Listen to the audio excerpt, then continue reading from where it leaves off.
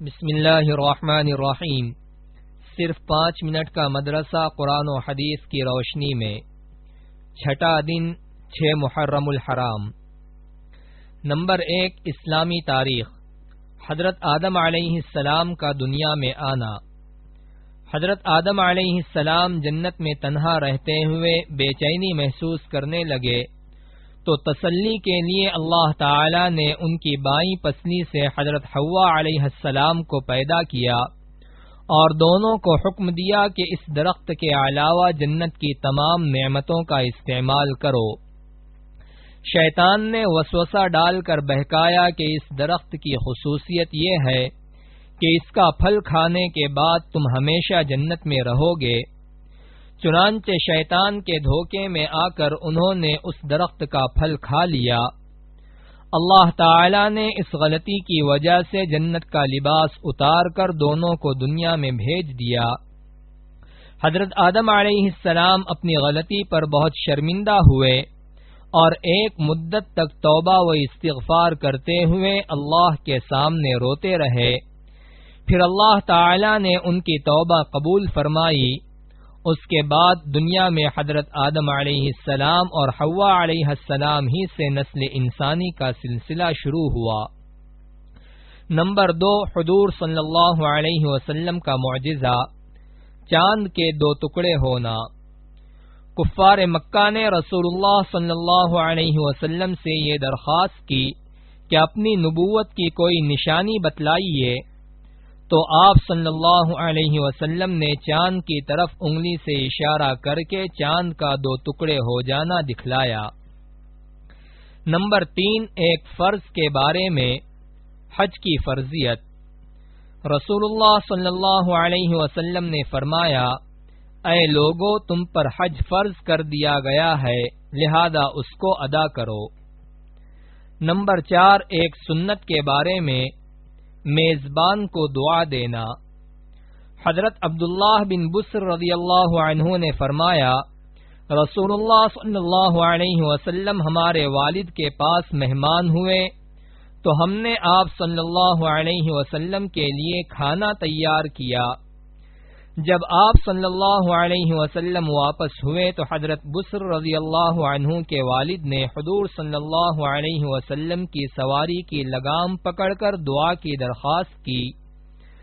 آپ صلی اللہ علیہ وسلم نے یہ دعا فرمائی، اللہم بارک لہم فیما رزقتہم فاغفر لہم فرحمہم۔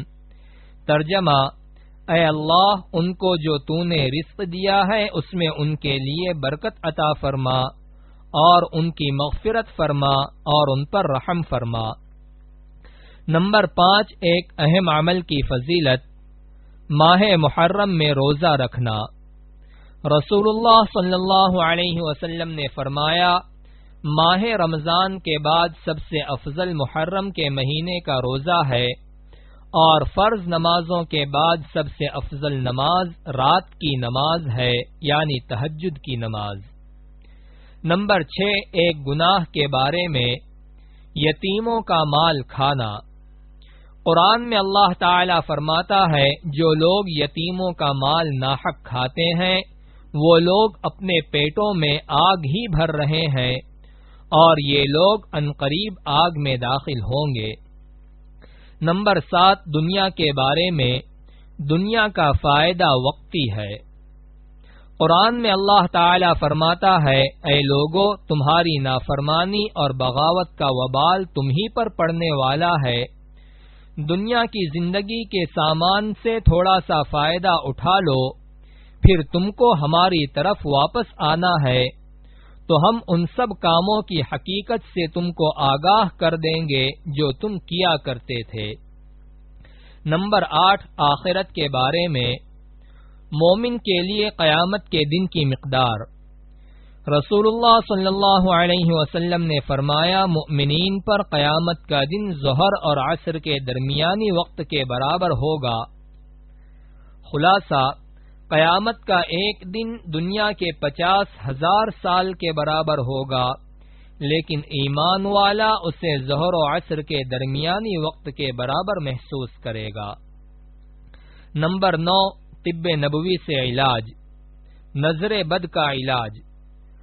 حضرت عائشہ رضی اللہ عنہا فرماتی ہیں جس کی نظر لگی ہو اس سے وضو کرایا جائے، پھر اسی پانی سے وہ شخص جس کو نظر لگی ہے غسل کرے۔ نوٹ: جس کے بارے میں یہ گمان ہو کہ اس کی نظر لگی ہے تو اس کے وضو کے پانی سے غسل کرایا جائے۔ نمبر 10، نبی صلی اللہ علیہ وسلم کی نصیحت۔ رسول اللہ صلی اللہ علیہ وسلم نے فرمایا، اگر تم اللہ تعالی پر اس طرح بھروسہ کرو جیسا کہ بھروسہ کرنے کا حق ہے، تو تم کو بھی اسی طرح روزی ملے جیسے چڑیوں کو ملتی ہے کہ وہ صبح کو خالی پیٹ جاتی ہیں اور شام کو پیٹ بھر کر واپس آتی ہیں۔